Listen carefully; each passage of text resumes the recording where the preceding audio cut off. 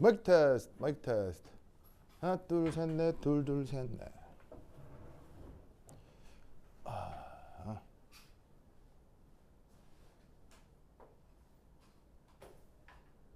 자, 다시 마이크 테스트. 도훈아, 소리 잘 들어가요? 소리 잘 들어가요? 여기 인터넷 괜찮을 거야, 여기는. 하나, 둘, 셋, 넷, 둘, 둘, 셋, 넷. 소리 잘 들어가요? 오케이, 자, 갑니다. 보자, 해보자. 다민거스도 와주고 고마워요, 다민거. 다민거스 어디 갔어? 없었는데? 화장실 갔어요? 그리고 새로 오신 우리 언니 이름은? 승추, 맞아, 승추. 승치. 그래, 승치. 승치 고마워요. 맞아, 맞아. 그래, 그래서 맞아, 우리 출석부에도 승치 이름이 있단 말이지. 그래. 자, 승치. 그래. 승치. 반가워요. 그죠? 민서 얘 알아요? 얘 아는 애예요? 그렇구나. 그래. 아니, 그 승치가 민서 아는지 물어봤어요. 궁금해서. 그래요. 자, 가자. 좋았어. 도훈이 소리가 들리고. 자, 저번 시간까지 이제 뭐 루이스 구조, 혼성 오비탈 이런 게 다 끝났거든요. 그리고 명명법까지 끝났어요. 그래서 줌달책 처음에 딱 펴면 초반에 그 화학 양론 나올 거예요. 뭐 몰수 계산하고 어쩌고저쩌고. 근데 그거는 차라리 수능 양론 문제가 훨씬 어려워요. 훨씬 어렵기 때문에 그 줌달책 초반에 나오는 양론 문제는 그냥 여러분들이 충분히 알아서 하실 수 있을 거예요. 근데 그건 됐고, 그 다음 이제 나오는 게 무슨 뭐 원자 오비탈 얘기가 조금 나오거든요. 근데 원자 오비탈 얘기는 우리가 직전 학기에 저번 학기 화학 실험이었잖아요. 그때 되게 많이 다뤘어가지고 시험 만약에 직접 해서 뭐 자료 껐다 나오면 그때 다시 한번 복습해 보도록 해요. 그래서 이번 방학 때 주로 했던 건 그거였죠. 루이스 구조를 되게 자세히 했었죠. 그렇죠? 루이스 구조 얘기하고 혼성 오비탈 얘기하고 분자 구조 이런 걸 자세히 했고, 그 마무리했고, 그 다음에 이제 줌달책 앞쪽에 나와서 조금 해야 되는 것 중에 하나가 바로 이제 기체예요, 기체. 그래서 오늘 기체 처음 해볼 건데, 자, 기체 중에 여러분이 뭐 설마 PV는 NRT 이거 모르진 않을 거 아니야. 그래서 뭐 그거는 안다고 치고, 이제 그 실제 그 기체 중에서 그나마 줌달책에서 조금 중요하게 다루고 있는 요 실제 기체에 대한 얘기를 좀 해보도록 하겠어요. 그렇죠? 그래서 오늘은 실제 기체에 대한 얘기를 주로 하도록 하겠습니다. 그리고 이제 여러분 내일 학교 들어가죠? 학교 들어가서 학교에서 뭐 하는지 나한테 얘기를 해주면 또 그 다음 주에 또 맞게 수업을 내가 짜겠어요. 알겠죠? 그렇죠? 네. 이게 진짜 내신이라는 건 이게 계획대로 되는 적이 없어가지고 학교 선생님이 뭐 한다 그러면 그거에 또 맞춰서 또 할게요. 그렇죠? 자, 오늘 이거 줌달책에 나온 거긴 하니까 이거 한번 보도록 하죠. 자, 첫 번째는 아이디얼 가스. 자, 우리말 번역은 리상 기체. 자, 그 리상 기체의 성격이 어떻게 되느냐? 우선 첫 번째 매스 포인트. 우리말로 이제 어떻게 번역할까요? 질점, 뭐 질량점이라고 해서 사실은 물리 교과서에 훨씬 더 많이 나오는 표현이거든요. 민서야, 혹시 필기할 때 있어요? 진짜로요? 저 A4지나 노트 다 있어요? 다 있어요? 있어요. 있죠. 자, 예쁘게 정리하시면 오늘 내용이 딱 완결되었죠? 딱 완결돼. 자, 그러면서 여기서 물리책에 많이 나오는 표현인데 매스 포인트, 우리말로 질점이라고 하는 거예요. 자, 여기에 중요한 게 바로 여기에 있는 포인트죠. 민서거스 포인트 정의가 뭐죠? 수학에서 점 그거는 번역이고요. 나 진짜 정의 점의 정의, 포인트의 정의. 진짜 사람. 포인트의 정의. 수학 시간에 엄청 했지 않습니까? 점의 정의. 바로 크기는 없지만 위치가 있는 것이에요.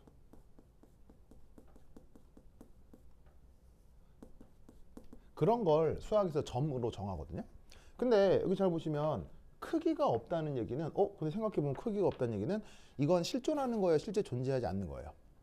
실제 존재하지 않잖아요. 크기가 없는 게 세상에 존재할 수는 없잖아요. 그러면 이 말은 무슨 말이냐면 수학이라고 하는 건 실제 존재하는 게 아니라 존재하지 않는 머릿속에 가상적 세계를 개념화하는 거구나. 그걸 이제 알 수가 있죠. 그래서 수학은 자연과학하고 차이가 있어요. 자연과학은 그나마 연구 대상이 실제 존재하는 것들이잖아요.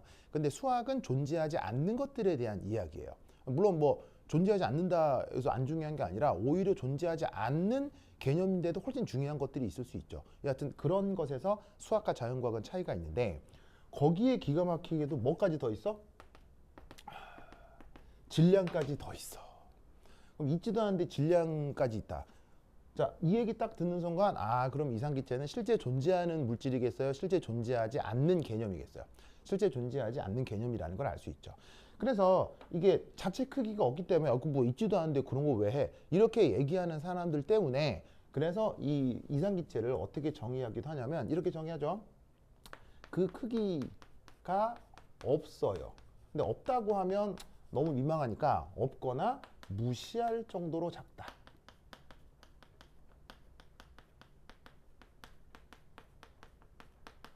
이렇게 이제 말을 표현을 해줍니다. 그래서 이게 첫 번째 이상기체의 성격이고요. 자, 두 번째는 이상기체는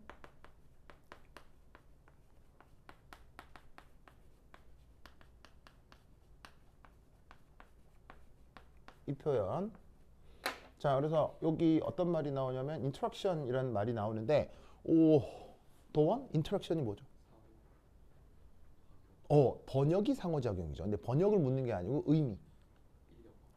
바로 이제 뭐냐면 인력과 청력을 뜻해요. 그래서 이상기체는 서로 간에 뭐가 없다? 인력도 없고 청력도 없다. 인력도 없고 청력도 없기 때문에 사실은 뭐도 없겠어요? 인력하고 청력이 없으면 무조건 이것도 없죠. 다음엔 뭐가 없죠? 지난 방학 동안 계속한 거 아니에요? 그렇지. 위치 에너지. 인력하고 청력을 적분한 게 뭐라고 그랬어요? 인력하고 청력을 적분하면 위치 에너지가 나온다고 했죠. 근데 인력도 0이고 청력도 0이면 0을 적분하면 0 될 거 아니에요. 그래서 위치 에너지의 정의가 인력하고 청력을 변이에 대해서 적분한 거기 때문에 위치 에너지는 0이 되겠죠. 그럼 위치 에너지가 0이면 이상기체의 역학적 에너지는 뭐로 표현되겠어요? 바로 운동 에너지만으로 표현되겠죠. 그래서 이런 표현들을 어디서 써야 되냐면 나중에 뭐냐면 저기 심층에서 써야 되는 거예요. 카이스트나 서울대 심층에서 면접 발표할 때 있잖아요. 이런 식의 뉘앙스의 표현으로 답을 작성해야 교수들이 좋아해요. 그러니까 이런 식의 표현, 이런 식의 화학에 대한 물리학적 표현이 초중고 교사들은 되게 어색해요. 이런 표현을 잘 안 하거든요. 근데 대학에서 교수를 하는 화학과 그 전공자들은 항상 이렇게 표현해. 항상 이렇게 표현하기 때문에 이런 식의 물리학적 표현을 알고 있어야 면접에서 조금 더 좋은 점수를 받을 수 있어요. 그래서 이런 표현을 꼭 기억하시고. 자, 그 다음에 세 번째, 이상기체의 성격. 그럼 이상기체는 크기도 없고 위치 에너지도 없고 계속 없는 거 투성인데 그럼 있는 건 뭐냐? 바로 완전 탄성 충돌을 하죠.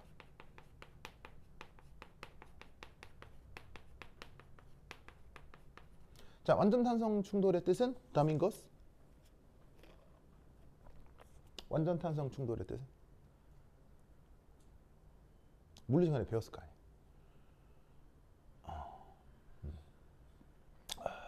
좋아요.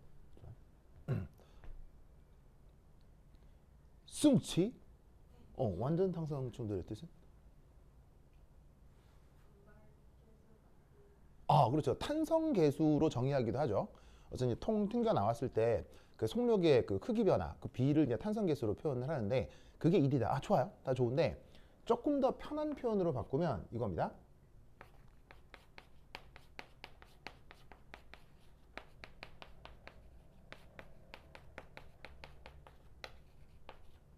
자, 이상기체는 막 돌아다니다가 결국에는 어딘가에 들이받을 거거든요. 어디 들이받을 거냐면 자기들끼리 충돌할 수도 있고 막 비행한 다음에 이런 벽을 땅 때릴 수도 있죠.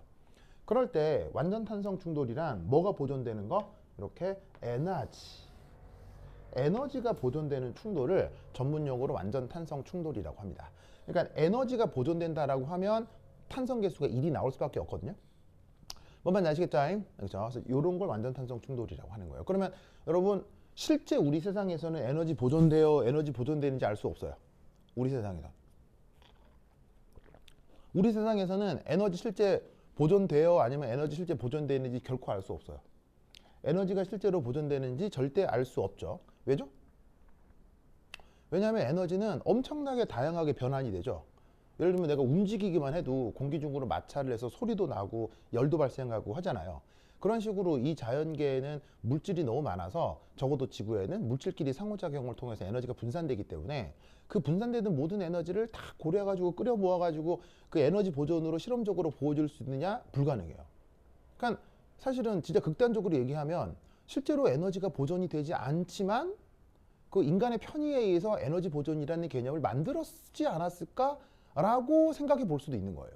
왜냐하면 실험적으로 이렇게 증명을 할 수가 없기 때문에. 하지만 편의상 에너지가 보존된다는 개념으로 자연과학을 만들죠. 그런데 이상기체는 그런 충돌을 통해서도 에너지가 100% 보존되는 시스템이라고 가정하는 거예요. 무슨 말 알겠죠? 자, 그렇게 이상기체의 성격을 알아보았어요. 자, 주제가 실제기체인데 왜 이상기체를 알아보았을까요? 다음인 것? 논리상? 실제기체에 대한 얘기를 할 건데 왜 이상기체에 대한 얘기를 먼저 했을까요? 논리구조를. 왜? 그래요. 아, 그래요? 도원거스? 왜 이 실제기체 할 건데 이상기체를 먼저 언급했을까요? 어, 어.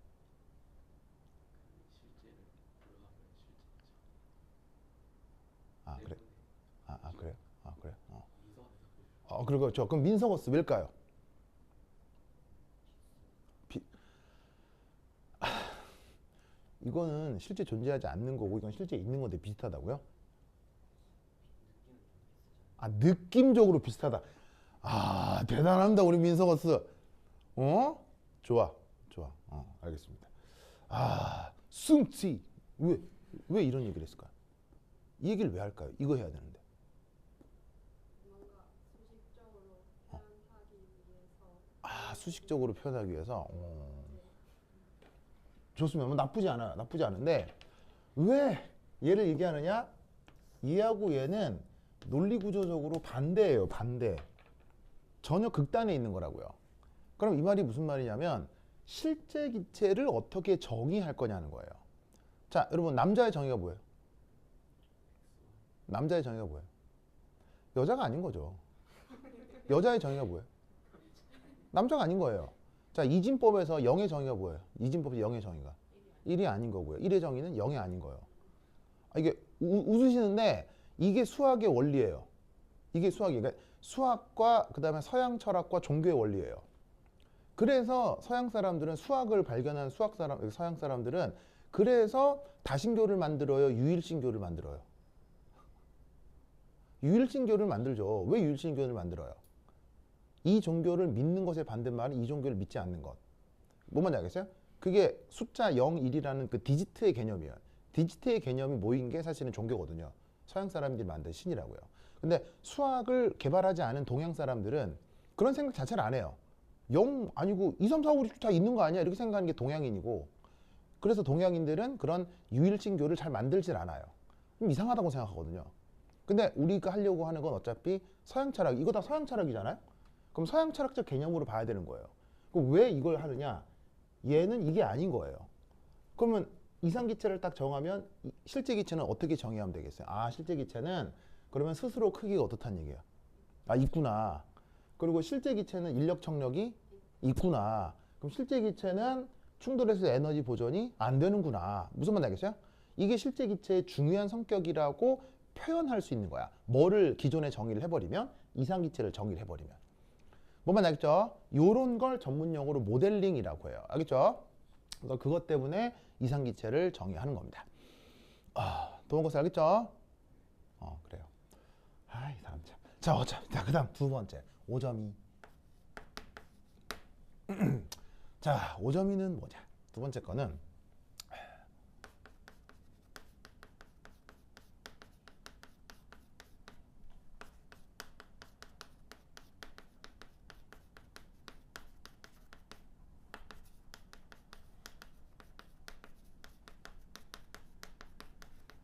이것입니다. 자, 실제 기체가 이상 기체적으로 행동하는 조건. 자, 이거는 매우 중요해요. 엄청 중요해서 수능에도 나왔어요. 수능. 물론 지금 수능 말고요. 지금 수능에는 교육과정이 바뀌어서 안 나와요. 지금 수능 말고 내가 쳤던 수능. 내가 수능을 94년인가 쳤거든요. 94년에. 내가 수능 2회 세대예요. 2회. 그래서 94년에 수능을 치고 95년에 대학에 입학을 했죠. 그러면 승지 94년에 뭐 했어요? 승지 94년에 뭐 했어요? 그래? 여하튼 그때도 수능 내가 수능 2회 세대거든요. 2회 세대. 그래서 대학으로 치자면 94학번이 수능 1회 세대예요. 내가 9학번이니까 수능 2회 세대. 그래서 그때는 수능에 이게 나왔어요. 그럼 여러분 수능에 나올 정도란 얘기는 교수들 입장에서는 전 국민이 알아도 괜찮은 내용이란 뜻인 거 아니에요. 그러니까 뭐냐면 쟤는 사실은 중요한 내용이겠어요? 아니 중요한 내용이겠어요? 굉장히 중요한 내용이에요. 무슨 말이겠어요? 근데 지금은 안 나오지만 그럼 여하튼 이게 일반 학책 같은 데는 당연히 소개가 되니까 꼭 알아두셔야 되는데 좀 크게 보면 두 가지 조건이 있고요. 세분화하면 세 가지 조건이 있어요. 세 가지 조건 오늘 다 배워볼 거예요. 알겠죠? 자, 첫 번째 1. 첫 번째는 저압 되겠습니다. 저압. 저압. 자, 그런데 압력은 부피와 무슨 상관관계가 있죠? 압력은 그 부피하고 서로 반대 상관관계가 있죠. 기체의 경우 압력이 커지면 부피가 작아지고 반대는 반대고. 그러니까 저압이라는 얘기는 다른 말로 부피가 매우 큰 상황이라는 얘기죠. 알겠죠? 그래서 저압이라고 얘기를 해도 되고 부피가 매우 크다라고 얘기를 해도 되고. 아시겠죠? 자, 그럼 왜 그러냐? 우선 첫 번째 1. 부피가 매우 커버리면 이렇게 될 거예요. 기체가 들어있는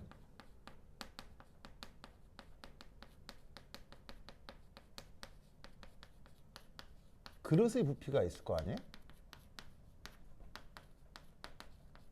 그것에 비해서 기체 자체 크기를 무시할 수 있게 되기 때문이에요.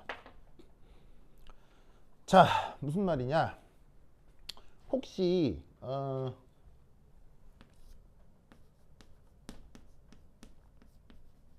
이런 말 들어본 적 있어요? 22.4L/몰? 저런 말 들어본 적 있죠? 저 뭐 1학년 때 화학2 하면 맨날 나오는 거잖아요. 그렇죠?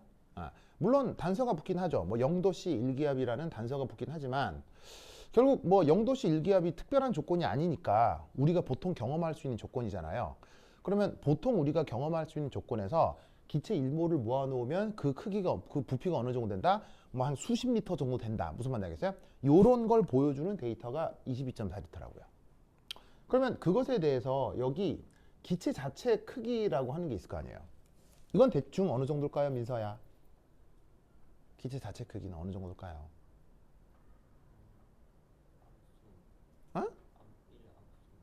암스트롱은 저기 달에 갔다 온 사람이고요. 옴스트롱이 이제 암스트롱 달에 갔다 온 사람. 민서. 그런가요? 민서. 그래. 그리고 이제 그 일옹스트롬은 원자 한 개의 크기를 얘기하는 거고요. 분자도 대충 그 정도예요. 대충 그 정도인데 1몰 기준으로는 대략 어느 정도냐? 대략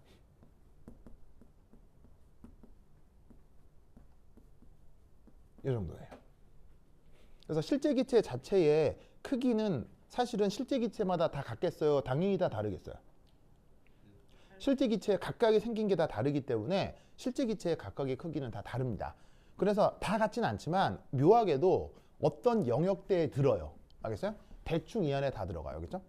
그러면 어쨌건 뭐 다른다 하더라도 보면 이거하고 확실히 어디가 더 크고 어디가 더 작아요. 무슨 말인지 알겠죠?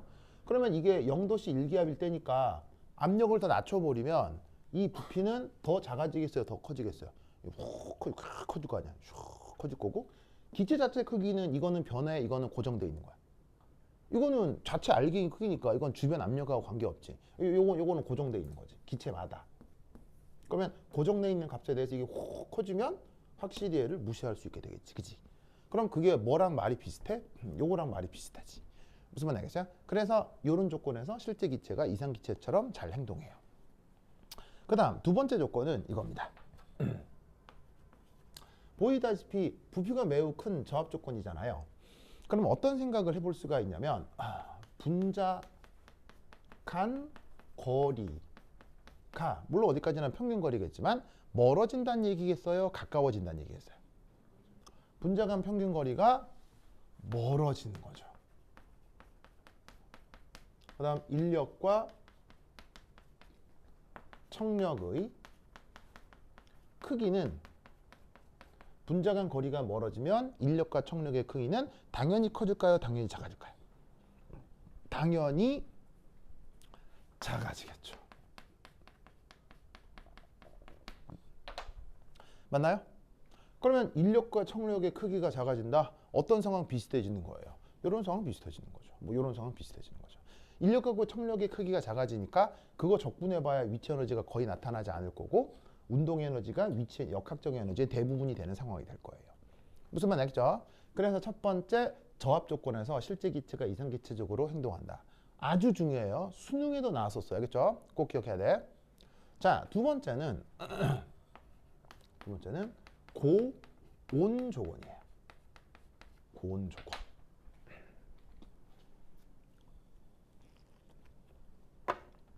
자, 그 자연과학의 말의 쓰임은 되게 논리적이어야 하죠.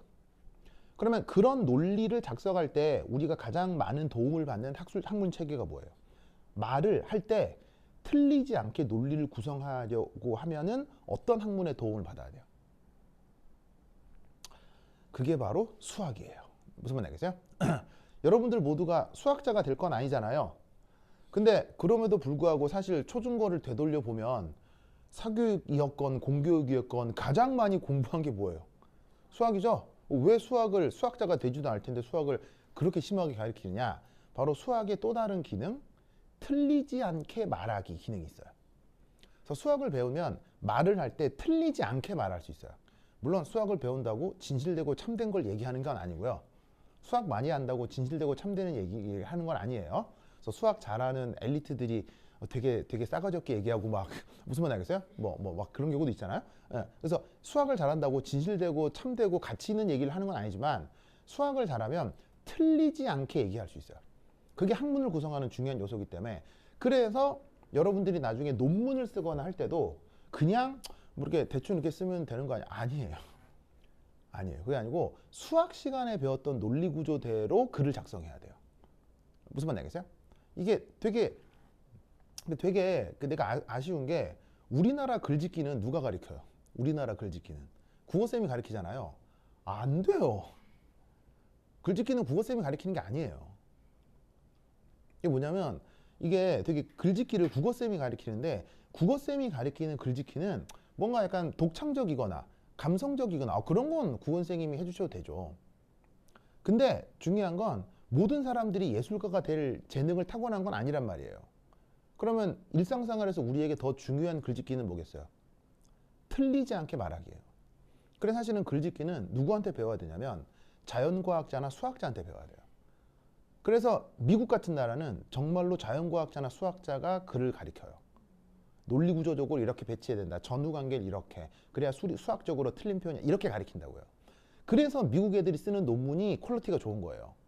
담고 있는 그 본질은 대단한 게 아니어도요. 미국 애들이 쓰는 논문이 본질 자체는 뭐 연구 뭐 그냥 별거 다 똑같아요. 똑같은데 걔들이 논리구조적으로 포장을 잘하기 때문에 좋은 논문에 실리는 거예요. 그래서 사실은 수학적으로 글을 써야 되는데 내가 이 얘기를 왜 하느냐? 봐봐요. 첫 번째, 압력이라는 말이 나오고 온도란 말이 나오잖아요. 그럼 변수가 몇 개라는 얘기예요? 변수가 두 개라는 얘기죠. 뭐냐면 부피라는 변수와 온도라는 변수가 공존하는 거죠. 그럼 여러분은 수학 시간에 뭘 배웠냐면 편미분이라는 테크닉을 배웠어요. 그럼 편미분을 배우면 이게 뭐예요? 함수가 있는데 그게 변수 x에 대한 영향이 어떻게 되는지를 알고 싶은 거야. 그럼 편미분을 할 때는 어떤 조건을 걸어야 돼? 다른 변수를 고정해야 되겠지. 그래야 이 변수가 움직일 때 함수가 어떻게 되는지를 알 거 아니야. 그러면 이 말은 무슨 말이겠어? 1번하고 2번을 보면 이게 어떤 뭔가를 알고 싶은데 그 뭔가에 영향을 주는 변수가 여러 개일 경우는 어떻게 해야 된다는 얘기야. 압력이나 부피에 대한 얘기를 할 때는 온도를 고정해야 되겠구나. 무슨 말인지 알겠어요? 그래서 첫 번째 논리는 말하지 않더라도 온도가 고정되어 있는 상황에서의 논리 구조겠구나. 근데 무슨 말인지 알겠어요? 알겠어요? 그렇다면 두 번째 조건은 당연히 뭐가 고정되어 있어야 되는 거겠어요?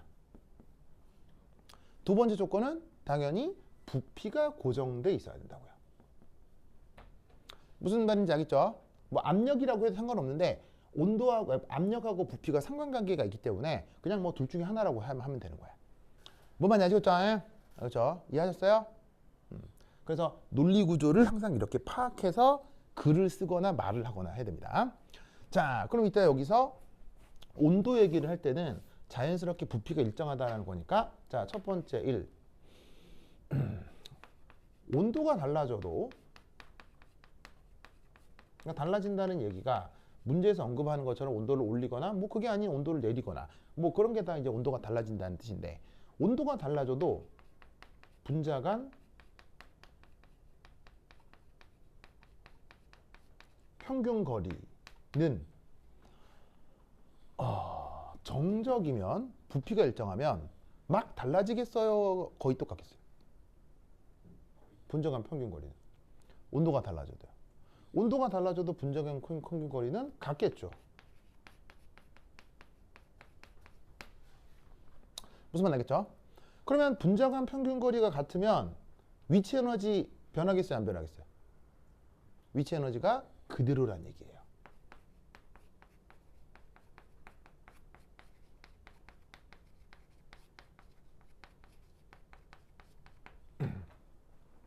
자, 고온이냐 저온이냐에 따라서 달라지는 게 뭐예요? 분자의 운동 에너지죠. 고온일 때는 운동 에너지가 커지는 거고 저온일 때는 운동 에너지가 작은 거 아니에요. 그래서 그걸 보여주는 수식이 뭐예요? 분자의 운동 에너지를 보여주는 수식 다 외우고 있어야지. 바로 평균 운동 에너지 2분의 3 kBT. 이 수식 기억나죠? 그래서 온도가 증가하면 운동 에너지가 커지잖아요. 평균적으로다가. 그래서 온도가 변하면 운동 에너지가 변하는 건 맞는데 묘하게도 부피가 일정하잖아. 그러면 뭐는 안 변해? 위치 에너지는 거의 변하지 않아. 즉 뭐냐면 기체 분자가 빨리 움직이건 천천히 움직이건 그들 사이의 평균 거리는 그릇 안에서 일정하게 유지되어 있다고. 그러면 거리로 결정되는 게 위치 에너지이기 때문에 거리가 비슷해지면 위치 에너지도 거의 비슷하게 나타나요. 그래서 온도가 변해도 그 시스템의 위치 에너지는 큰 변화가 없습니다. 자, 그런데 아시다시피 고온 조건일수록 운동 에너지는 매우 증가하겠죠. 여기 주어져 있는 요 수식에 의해서. 그럼 어떻게 되느냐? 자, 온도가 아주 증가하는 초고온일수록 어떻게 되겠습니까? 역학적 에너지의 대부분이 뭐가 된다? 운동 에너지에 영향을 받는 거죠.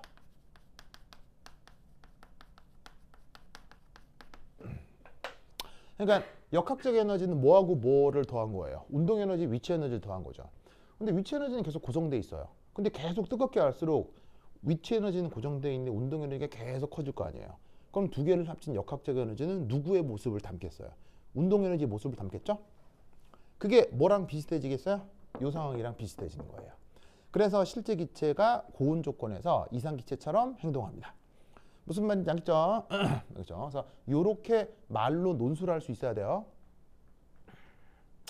자, 됐고요. 그 다음 세 번째가 있다고 했죠?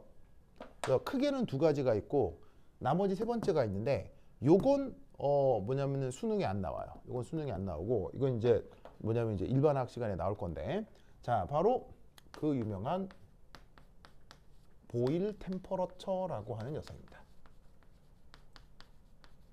보일 템퍼러처. 그래서 우리말로는 그냥 보일 온도 이렇게 정하고요. 쓸 때는 TB 아래점자 B를 넣어줍니다.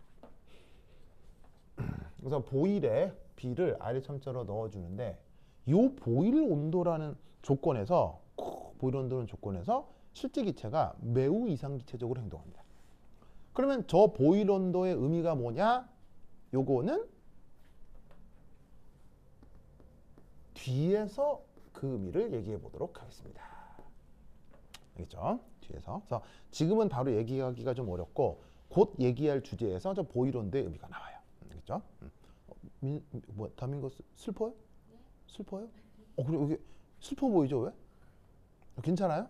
괜찮아요. 도원도 좀 슬프죠 지금. 어젯밤에 뭐 했어요? 좀 일찍 자지? 아 그래요? 힘내주세요, 그죠? 곧 잘 것 같은데 지금? 네. 자, 조금만 더 하고, 조금만 더 하겠죠? 조금만 더 하고. 그래서 요 내용 기억해 두시기 바랍니다. 자, 그다음 지금 나이 줄게요. 여기 줄게요. 여기 준다. 에이.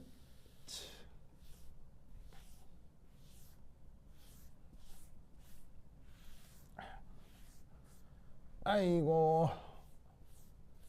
좋아.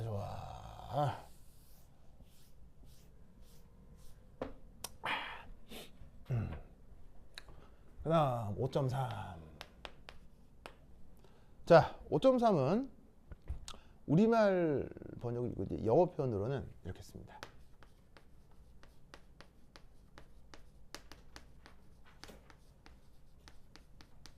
이렇게 씁니다. 컴프레션 벡터. 자, 우리말 번역은 뭘까요? 우리말 번역은 압축 인자라고 합니다. 자, 압축 인자라고 하고 쓸 때 어떻게 쓴다? 이제 소문자 지 이렇게 쓰거든요. 자, 그러면 이 압축 인자의 정의 어떻게 되죠? 더운 것? 바로 압력 부피를 몰수 온도로 나눈 겁니다. 자, 그런데 때로는 책마다 어떻게 표기하기도 하냐면 이렇게 표기하기도 합니다. 그러면 새로운 표현이 나왔는데 이거를 보고 뭐지 했지만 이게 수리적 관계를 보면 여기서부터 여기까지를 이렇게 치환했구나. 그래서 기체의 부피를 몰수로 나눠서 표현한 건데 이름을 뭐라고 부르냐면 몰러 볼륨이라고 합니다. 몰러 볼륨. 그래서 이제 의미는 기체 1몰의 부피가 되겠죠. 그러면 얘를 도입하는 이유는 몰러 볼륨을 도입하면 어떤 수식, 여러 수식들을 상당히 조금 더 깔끔하게 표현할 수 있습니다. 그래서 이제 얘를 도입해 쓰는 거니까 알아두도록 하시고요. 그래서 뭐 거창한 물리적 의미는 없습니다. 수식의 깔끔함 때문에 도입하는 건데 이 컴프레션 팩터는 크게 두 가지로 나뉩니다. 어떻게 두 가지로 나뉘냐면 얘가 1이냐 아니면 1이 아니냐 이렇게 크게 두 가지로 나뉩니다. 그러면 언제 1이겠어요? 당연히 이상기체겠죠. 왜냐하면 이상기체는 뭘 만족하니까 PV는 NRT를 만족하니까. 그런데 1이 아니네요. 그럼 그 1이 아닌 게 지금 우리가 하려고 하는 실제기체. 알겠죠? 그래서 여기에 있는 이 컴프레션 팩터라고 하는 건 뭐를 얘기해 주는 거냐? 바로 실제 기체가 얼마나 이상 기체와 차이가 나느냐 그걸 보여주는 어떤 하나의 수치가 되는 거예요. 그래서 1이 아니면 실제 기체인데 그럼 1이 아닌 것도 1이랑 조금 아닌 게 있고 1이랑 많이 아닌 게 있을 수도 있잖아요. 그럼 왜 얘는 1이랑 좀 비슷한데 얘는 1이랑 많이 다를까? 이런 식의 연구를 할 수 있다는 얘기죠. 그래서 도입하는 게 바로 컴프레션 팩터입니다. 자, 그래서 이 컴프레션 팩터에 대해서 이제 좀 살펴볼 건데 우선 첫 번째 이게 이제 어떤 식으로 나타나느냐를 볼 거예요. 자, 첫 번째는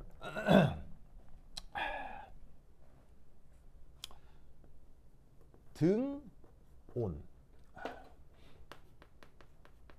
조건에서 기체의 종류에 따라 자, 온도는 일정하고요. 그럼 기체의 종류에 따라니까 기체가 여러 가지가 동시에 등장한다는 얘기죠. 그래서 뭐 이런 기체는 어떨까, 저런 기체는 어떨까 이렇게 보자는 얘기예요. 그것에 따라 압력 변화에 따른 컴프레션 팩터의 변화를 한번 살펴보자 이런 말이에요. 그래서 온도는 일정하게 하고 기체의 종류를 바꿔가면서 압력이 변할 때 이 컴프레션 팩터가 어떻게 이렇게 요동치겠느냐 그걸 한번 살펴보자는 얘기죠. 자, 그럼 그 결과가 어떻게 되느냐? 자, 여기 볼게요. 이쯤 다이 얍.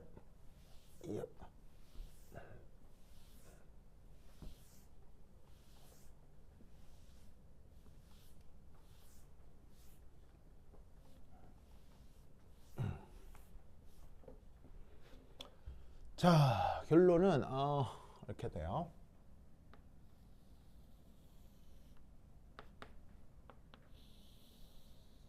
자, 더운 것은 요 주제만 하고 금방 할게요. 금방 쉽게요. 자, 금방 할게요. 알겠죠? 네. 더운 것은 안 적어요? 아, 보고 적어요? 그래요? 그래요. 자, 그래서 이건 0. 그다음에 요거는 이제 압력을 x축에 두고 y축에 이 z를 두자. 그럼 이제 이게 어떤 패턴으로 나타나느냐? 첫 번째, 이야, 계속 이렇게 되는 애가 있어요. 당연히 얘는 누굴까요? 바로 이상기체. 그래서 왜 그 생물 실험 같은 거 보면 왜 실험 설계할 때 뭐 대조군 무슨 군 뭐 이런 거 있잖아요. 대조군 뭐 그다음 뭐지? 뭐 실험군, 대조군 실험군 이런 거 하잖아. 마치 일종의 대조군 같은 거지. 대조군 딱 놓고 이제 실제 기체에 따라서 어떻게 되느냐라고 하면 실제 기체 나름에 따라 패턴은 억수로 다양해요. 억수로 다양한데 크게 두 가지 패턴으로 나타나요. 바로 첫 번째는 어떻게 되냐면 첫 번째는 아니 이거 먼저 쓸까? 첫 번째는 이업 뭐 이렇게 되는 패턴 하나 하고요. 그다음 여기서 이업 뭐 이렇게 되는 패턴하고 이렇게 크게 두 가지가 나타나요. 그래서 크게 보면 1보다 작아졌다가 2를 넘어가는 패턴이 있고 또 하나는 그냥 계속 1보다 커지는 이런 두 가지 패턴이 있어요. 무슨 말 알겠죠? 그럼 저 패턴에 대해서 여러분들은 말을 만들 수 있어야 돼요. 뭐냐면 내용을 논술을 할 수 있어야 돼요. 어디서? 첫 번째는 여기, 두 번째는 여기, 세 번째는 여기, 그리고 네 번째는 여기.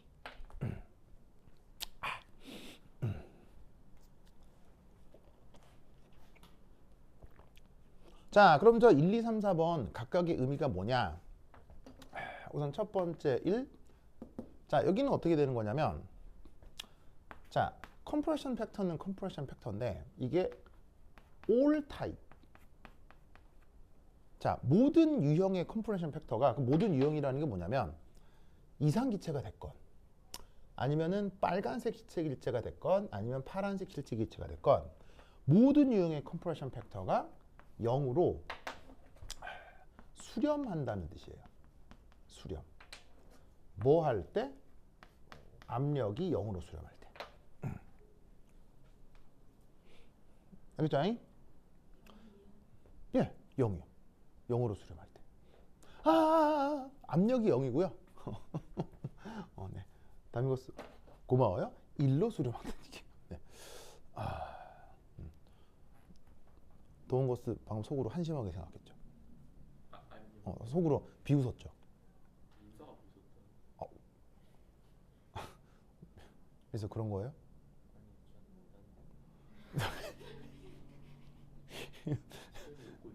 그런가요? 시청에도 웃고 있어요. 그래. 저 뭐냐면 흰 녀석이 됐건 빨간 애가 됐건 파란 애가 됐건 이리 갈수록 이렇게 슉 열로 보인다 이런 얘기하겠죠? 아이 참네. 자, 그럼 이게 뭐냐? 압력이 0으로 수렴한다. 이게 아까 얘기했던 저압이란 얘기잖아요. 저압.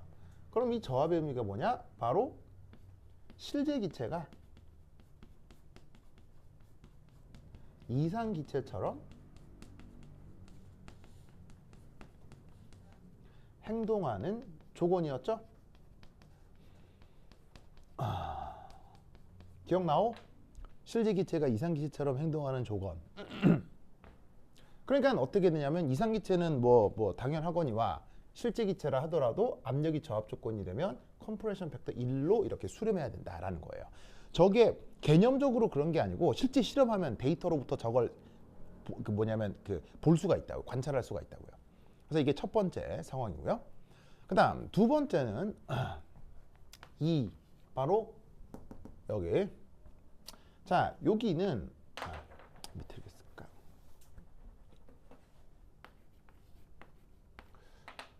지금 언급하려고 하는 실제 기체의 컴프레션 팩터가 1보다 커지고 있는 상황을 얘기해요. 그런데 이 컴프레션 팩터가 1보다 크다고 할 때 이 1은 누구?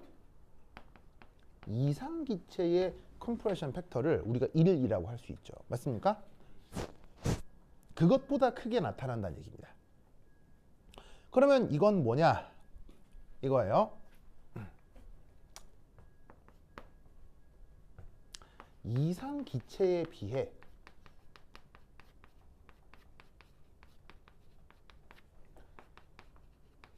실제 기체를 압축시키기가 어렵다 라는 의미로 생각할 수 있어요. 우선 쓰시고 뭔 말인지 말씀을 드리겠습니다. 자, 여기 어떤 말이 하나가 나오냐면 압축이라는 말이 나오죠. 자, 압축은 그냥 사전적 의미로 부피가 커지는 거예요, 부피가 작아지는 거예요? 부피가 작아지는 걸 뜻하죠. 자, 이상 기체는 항상 요 값이 컴프레션 팩터가 1이잖아요. 그럼 왜 그러냐면 뭐 온도를 일정하게 유지할 때 보일 법칙 배워줘. 보일 법칙. 예를 들면은 부피가 부피가 10리터였어. 근데 지금 압력이 1기압이야. 그러면 압력이 2기압이 된 부피가 5리터로 딱 절반으로 줄지, 그지? 그 비율이 딱 같기 때문에 항상 1이 되는 거야, 그지? 그런데 그 비율이 1이 아니라 1보다 커졌어. 그러면 어떤 일이 벌어지냐면 원래 10리터여서 1기압에서 2기압으로 늘면 부피가 5가 돼야 되는데 압력이 늘었는데 부피가 5가 아니라 7이나 8이 된 거야. 그러면 두 개를 곱했을 때 아까 이상기체보다는 값이 더 크게 나오겠지. 그러니까 그때 이게 부피가 잘 안 줄어드는구나 이렇게 말을 할 수가 있다는 거야. 무슨 뜻인지 알겠죠? 쉽게 얘기하면 어떤 피스톤에 기체를 넣고 발로 이압 확 밟으면 피스톤이 푹 이렇게 들어가서 부피가 꽉 줄어야 되잖아. 근데 이 경우는 어떤 경우냐면 발로 딱 밟았는데 이게 뿍뿍 안 들어가고 얘가 기체가 땡땡하게 버티는 거야. 그럴 때 데이터를 계산하면은 이런 상황이 나타난다는 얘기지. 그러면 이놈의 기체는 왜 밟았는데 쏙쏙 안 들어가고 이렇게 땡땡하게 버티느냐? 이거를 말로 어떻게 해석하느냐? 이렇게 해석합니다. 분자간 청력이 더 우세하기 때문이다 라고 말을 만들어 붙입니다. 모든 일반화학책에 저런 표현이 있기 때문에 저 표현을 꼭 알아두셔야 돼요. 자, 청력이라고 하는 게 밀어 제끼는 힘이잖아요. 그러면 밟았는데 쑥쑥 안 들어간다. 이 말은 서로 밀어내는 힘 때문에 외부의 그 외력에 대해서 더 강력하게 저항한다는 얘기입니다. 그래서 부피가 잘 줄어들지 않으면 성분 간 청력이 더 우세하다라고 얘기를 하는 거죠. 그래서 지금 이 조건은 컴프레션 팩터가 1보다 큰 건데 이 경우는 분자 간의 인력과 청력 중 청력이 더 우세하기 때문이다. 라코 말을 만드는 거예요. 알겠죠?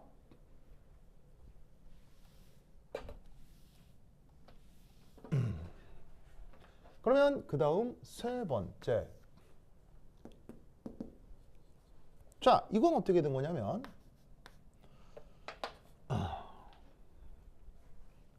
어떤 실제 기체의 컴프레션 팩터가 되려 1보다 작은 상황입니다. 무슨 말 알겠죠? 그러면 우리는 수학 시간에 이런 거 많이 해봤잖아요. 부등호가 반대면 논리도 어떻게 하면 돼요? 논리도 반대 하면 되는 거죠.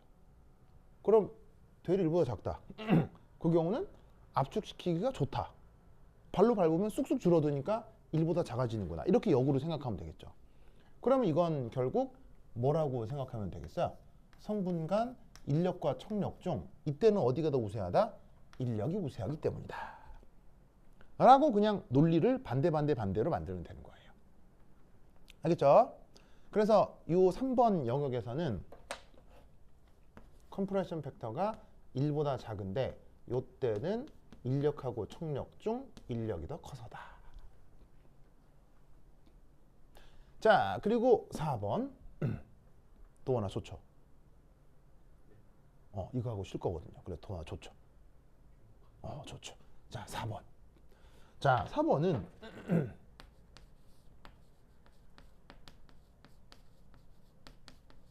우연찮게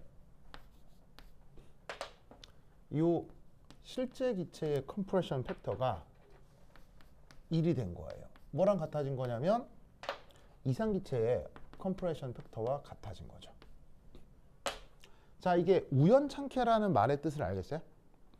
자, 잘 봐요. 이상 기체, 실제 기체인데 컴프레션 팩터가 1이 됐어요. 그럼 얘는 이상 기체인가요? 아니죠. 이상 기체는 컴프레션 팩터가 계속 1인 게 이상 기체죠. 그런데 얘는 이게 중간값 정리죠. 일종의 1보다 작은 함수값이 나오고 1보다 큰 함수값이 나와야 되는데 연속함수야. 그럼 1인 게 분명 어느 조건에서 나타나야 되겠지. 그러니까 어떤 그 수리적인 어떤 현상적인 것 때문에 그런 거라 무슨 원리가 있는 게 아니고 그냥 우연히 당연히 나타나야 되는 거라고요. 무슨 말 알겠어요? 그래서 이 경우 얘가 실제 기체라고 할 수는 없지. 무슨 말 알겠죠? 그러면 어쨌건 이 경우는 인력하고 척력 중 어디가 더 클까? 민석어스, 이 경우는 인력하고 척력 중 어디가 더 클까?